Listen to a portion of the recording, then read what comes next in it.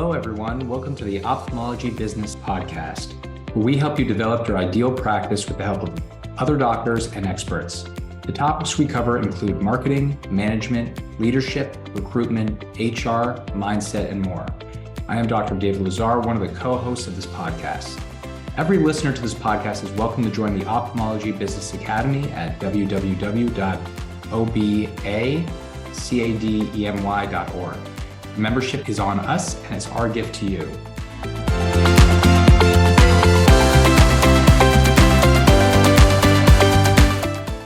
Today, I'm very excited to talk to Dr. Houman Hemmati, board-certified ophthalmologist, biotech and pharmaceutical entrepreneur, and CEO of Voluma Inc. Today, he's going to be talking about career lessons he's learned along his career path.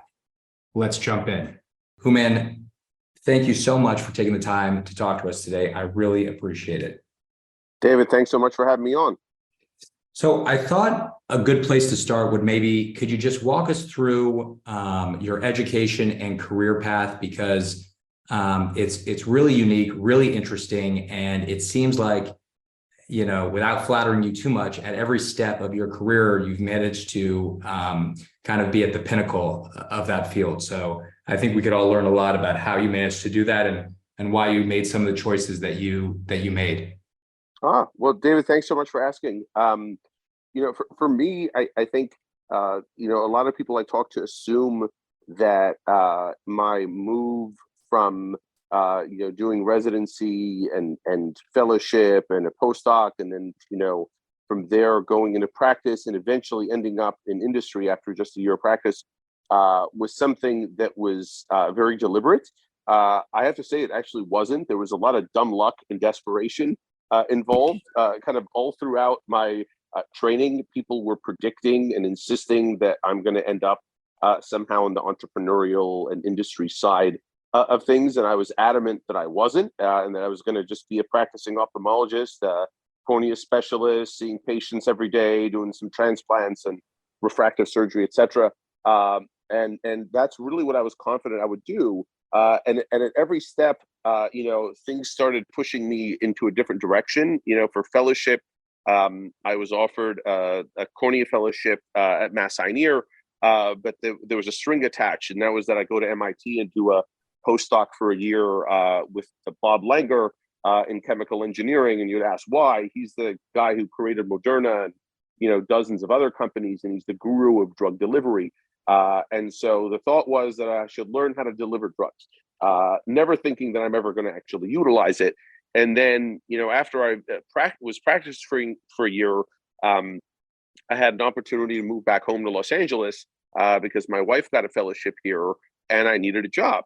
And at the time, it was around Obamacare when it had just gotten passed and nobody wanted to hire someone. There was a lot of uncertainty in medicine, particularly in ophthalmology, around what Medicare would be paying and how the healthcare system was going to shake up. So nobody wanted to hire, and the academic departments in Los Angeles were in disarray. That was when UCLA was taking over the Doheny Eye Institute from USC. And so again, no one on the academic side was hiring. And out of desperation, I returned a call from Allergan that had been after me for 3 years based on my LinkedIn profile, and thought that I'd potentially be a good fit for the company. And, took one conversation with their vice president, followed by an in-person visit, to the Allergan campus in Irvine, that I realized that that'd be a match made in heaven. It was really, for me, the ideal place. It would be a place where I could, leverage my clinical knowledge along with my, desire for innovation and the desire to really work on a team rather than be a lone wolf in the clinic or in the academic setting. And since then, it's just really been a lot of fun. I've gotten to learn a lot. Each new job that I have or each new program I work on is like being a resident. Again, none of this is stuff I learned in residency, so I've had to learn. I want to go back to something you said that was very interesting. So, and stop me if I heard you incorrectly, but you come back to LA, there's kind of a transition period in insurance. And are you saying that someone from Allergan reached out to you simply because of your LinkedIn profile? Yes. So they kind of, slid into your DM kind of thing. Is that what we're talking about here? Absolutely. Yeah. What's interesting is, the pharma industry, biotech industry, med devices. They all have recruiters who either work directly for the company or who are contracted by them to fill positions. And so sometimes they reach out looking to fill someone for a particular position. In my case, there was a recruiter who just kind of had a sense that one day I'll have a job there. And so they, literally for 3 years would constantly be writing me on there. And I'm glad that I was nice to the guy. He took me out to dinner at Academy once, always kept in touch. And so, developed a relationship. And this is how these guys work. They play the long game. And for this guy and for me, it paid off.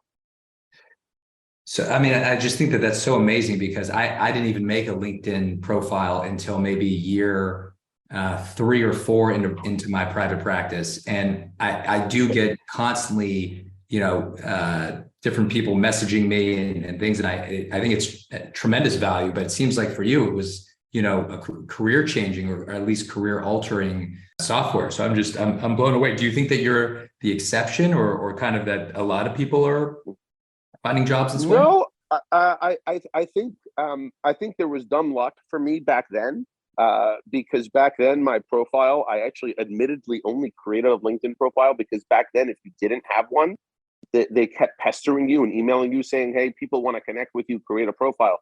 So I just made one to get the system to shut up, and all it said was eyeball doctor. And somehow this recruiter saw this and said, hey, can you send me a CV? And I said, why not? So I sent the recruiter a CV. So my info at the time wasn't even on LinkedIn. That's how serendipitous and crazy this was. And the guy got really excited when he saw that I'm working in ChemE and I was a Cornea fellow. And that's what started all this. I do have to say a lot of people I know do get their start through LinkedIn, through a lot of cold calls, random connections, people who are persistent in reaching out to them. In fact, LinkedIn kind of changed my trajectory again a little more recently. Just several years ago, I got an out of the blue message on Christmas Eve from somebody in Canada that I couldn't tell was real or spam, and said they wanted my help with an ophthalmic project. And next thing you know, I was on the phone with this guy, even though it was Christmas Eve, I had nothing else to do. And he signed me up to work on a consulting project, flew me out to Germany for a day. And next thing you know, we ended up creating a new startup company out of it. And now I'm chief medical officer of that part-time. So it's, it just, I think the lesson of this for me has been always talk to strangers. It never hurts to talk to people and network because you just never know which one of those random connections is going to turn out to be a life-changing opportunity. And obviously that philosophy has benefited you in kind of the business world, but do you think had you stayed in the clinical side, and for people like me who are basically, purely clinical, do you think that holds true about just talking to everyone?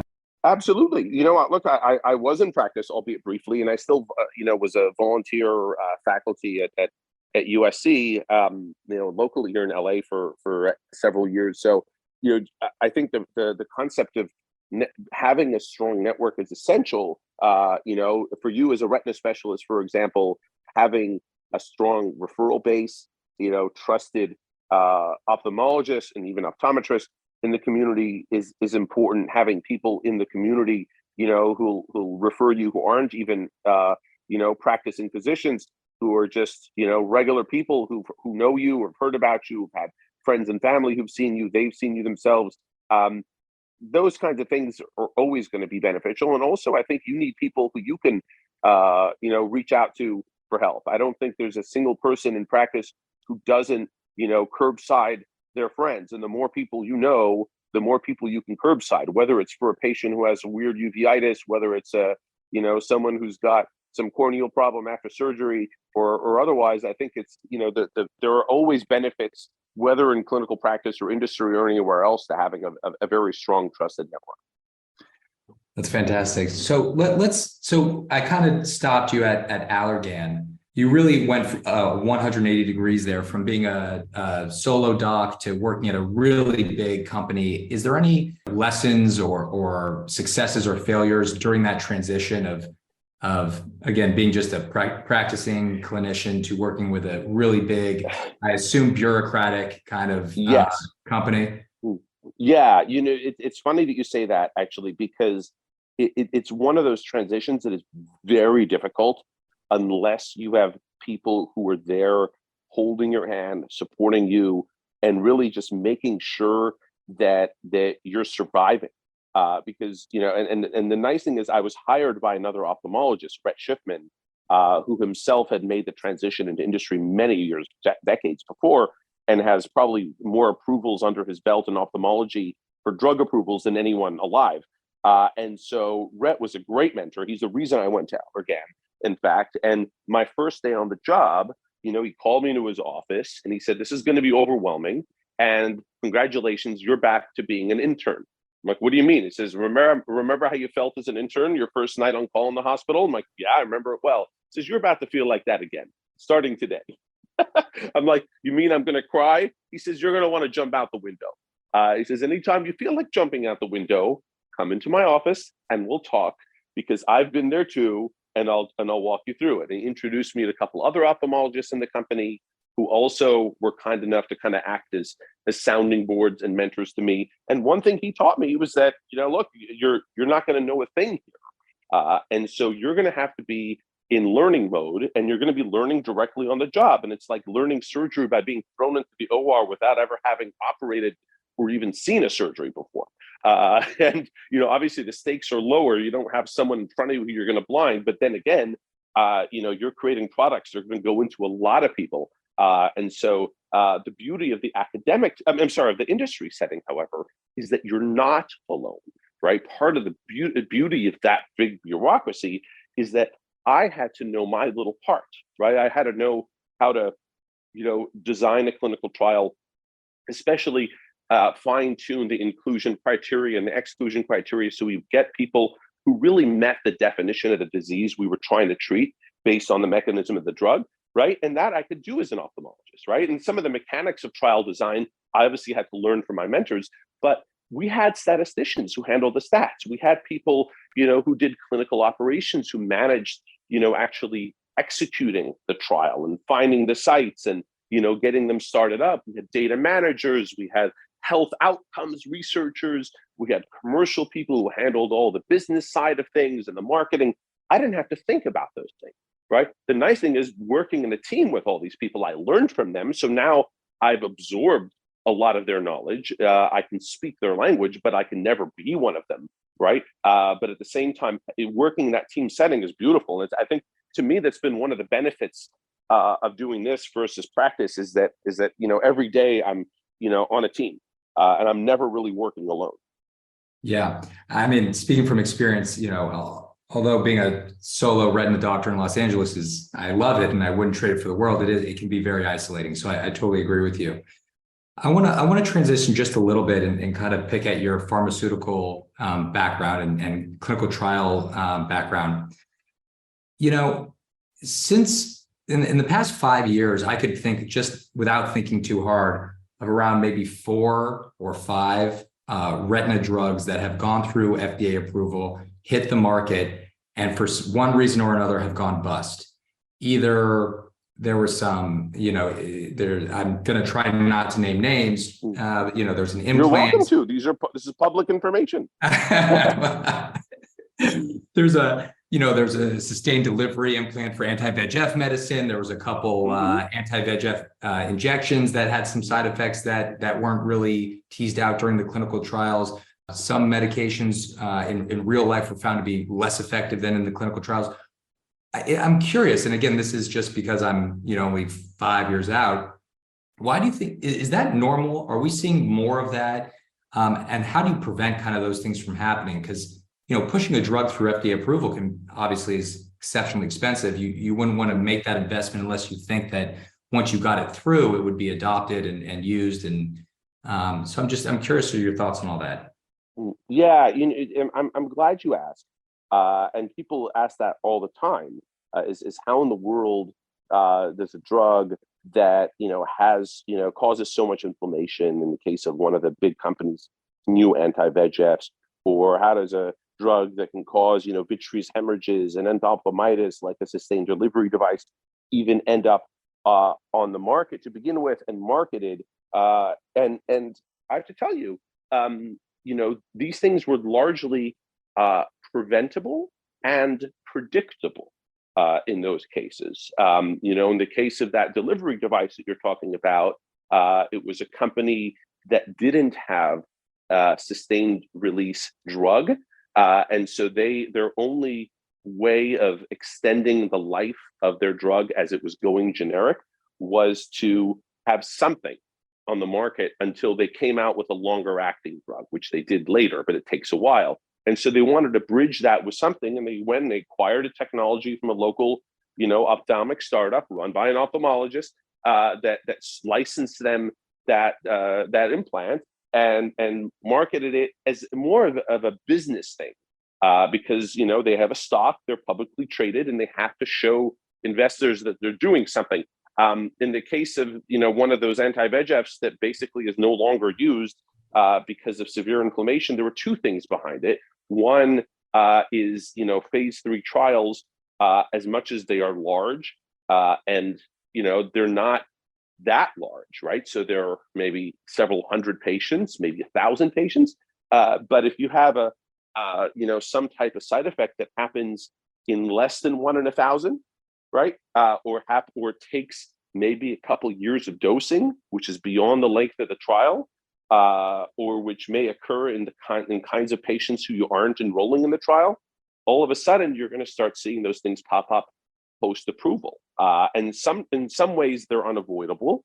In the case of that drug, I think the company, from what I understand, kind of knew that there were problems with it, but decided to move forward anyway because they had, committed and they believe that, they can't pull out at this point, it's too late. And so they move forward. And it's not how I've been taught to develop drugs. It's now how I feel comfortable developing drugs. I have personally, in 2 different examples that I cannot talk about because they're confidential, gotten companies at relatively late stages in development to pull back on drugs. And they're very reluctant to do that given the amount of investment that they put in. But I think patient safety comes first. And I think it comes way ahead of temporary corporate profits or messaging to investors or Wall Street. The problem is that, different companies are run by different people and they have different philosophies and priorities. I always think that, patient safety and of course drug efficacy should, take, priority over anything else, right? But in those cases, I think they learned the hard way because when you have a product that's not used anymore, well, guess what? You're not going to profit off of it anyway, and eventually it ends up in an embarrassing failure. And so I think that hopefully the ophthalmic industry has learned this. Ophthalmology is unique because, especially for retina drugs, because the retina is so prone to, inflammation or hemorrhage, right? You really don't have much of a margin of error there. And so you can't have a drug that's sort of good. It really has to be perfect if you want to have a success. And these were very expensive lessons for very big companies, but, hopefully they've learned. So if you could fast forward 50 years, what do you think we're looking at in terms of drugs for the eye? And you could either topical or intravitreal or subtenons, what have you? What do you think it's going to look like? Do you think anti-VEGFs are still going to be a thing? Do you think we're still going to be watering the eye with Pred Forte? What in your vision? Yeah, very good question. I think so. First, in terms of the kinds of drugs that are around for retinal neovascular diseases, it has really been shown that it's going to be very tough to beat the efficacy of anti-VEGFs. I think you can beat their efficacy clinically. The problem is the anti-VEGFs work so well that if you want to show in a clinical trial with a statistically significant p-value in comparing anti-VEGF alone with anti-VEGF plus something that makes it even better, it's next to impossible to have a clinical trial that would prove that without spending several $billion, because you would need so many patients and so much time that it's almost impossible to do that. The other part of it that people don't really think about in clinical practice is that when you're running a trial, a retina trial, you have to purchase your competitor's product at full list price. They're not going to discount it for you, right? As a active comparator, you can't use a placebo in a retina trial. You have to give them an approved comparator, like Eylea, for example. And now you can end up spending more on your competitor's drug than you do on the rest of the entire trial. And so these kinds of problems put a lot of hurdles. So even though technically, yes, there could be an improvement on anti-VEGFs, proving it is so difficult monetarily, statistically, time-wise, that it's unlikely that anyone's ever going to develop that. Where I think we're going to see the innovation on all antivitreals is on sustained release technology. You remember I did my postdoc in ophthalmic sustained release drug delivery. I think for retina, even for anterior segment, sustained delivery is going to be the name of the game, right? People right now have gotten accustomed to once every 1 or 2 months getting an injection. Now it's being pushed out to every 3 months. I think, there are technologies under development. I'm working on a couple of things myself, which is not the scope of this discussion, that will hopefully achieve that. But I think there are a lot of people working on ways to take existing drugs and to formulate them in a way that will extend their vitreal half-life at least 6 months up to a year. You never need more than a year because patients have to be seen anyway every 6 to 12 months when they have a retinal disease, of course. So you can't do an every 2 or 3 year injection. That's too much, but something somewhere in between 6 months and a year would be the sweet spot. I think similarly for things that are given topically right now, we're probably going to see an era of improved delivery, whether it's contact lens delivery that several companies are working on. I'm on the board of one that's developing a drug delivery contact lens, in fact, or inserts, things like Allergan's Durista for glaucoma, and a lot of other technologies. And on top of that, I think we're going to see we're at the beginning of an era where we're going to have some alternatives to steroids and NSAIDs for post-op inflammation, for uveitis and other issues. Drugs that are not kind of nuclear weapons like steroids are, that come with high potency but also high frequency of administration and lots of side effects like cataracts and glaucoma, but rather things that are more targeted toward the actual molecular pathways that are responsible for the diseases. So I think we'll see that across inflammatory diseases. We'll see some of that for dry eye. There's still an interest in that, even with generic Restasis and other things coming online. And there's always a lot of innovation happening. You'd be very surprised. And then finally, I think for retina, a lot of gene therapies for inherited retinal diseases will be developed, as well as oral visual cycle modulators that'll treat some of these diseases just with a pill. Just with a pill, really? Yeah. Wow. I mean, that's amazing. I don't want to take up too much of your time, but I think on our last question, I just I've learned so much myself through analyzing my successes and my failures. And I was wondering if you would share maybe 1 or 2 successes and failures that stand out to you that were particularly meaningful, that you think the physicians and entrepreneurs that are listening to this might benefit from. Yeah, actually, that's a very good question. I have to think about this. I'll start with failures, since I probably have too many to count at this point. So I want to kind of focus on maybe 1 or 2 that I think there are lessons to be learned from.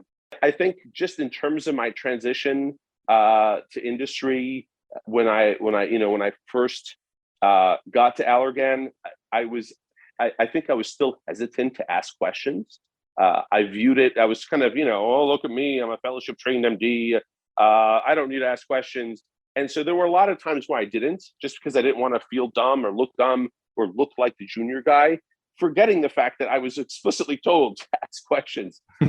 So there were a lot of times where I had to figure things out on my own the hard way, whereas I could have just gone to the person next door or made a quick call and someone would have been happy to help me. Remember, we're on the same team. We're not competing, right? We had the same goal, is to get our drug pushed forward. And so people will generally be very kind and help with that. I've had a couple of, I guess people call them failures with respect to, losing jobs, right? Allergan let me go alongside thousands of other people when they sold the company in 2015. I guess that's not really a failure as much as it is just a business decision of the company. For me, it ended up being a major opportunity. They paid out a great severance and stock and all this other stuff, and it gave me the opportunity to go and do other things and work with some of my former colleagues, which I still do to this day on different projects.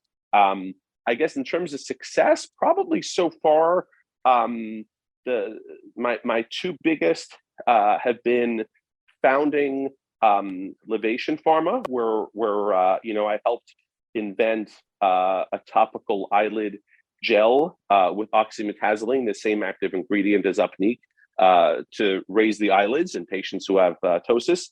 So that's something that was an idea of mine several years ago. And, it was the first time I took an idea into patents, venture funding, a whole new company formation, building a team, getting chemists on the other side of the world, animal labs, regulatory people, doing a second round of fundraising, doing the FDA meeting, all the toxicology studies, drug manufacturing.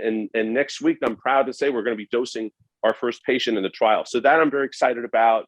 And for Viluma, the other company you mentioned at the beginning, I wasn't responsible for creating the drug or initiating the trial, but I am very proud to be part of the team that successfully got the first low dose atropine drug being developed in the U.S. and Europe to treat pediatric myopia progression across the finish line with a successful phase 3. So soon we'll file with the FDA, and within several months, up to a year from then, we'll have an approval decision. But I think that is an exciting thing to participate in. I learned a lot, worked with a really wonderful team, and it'll be exciting to get a new drug available on the market for something that really hasn't existed before.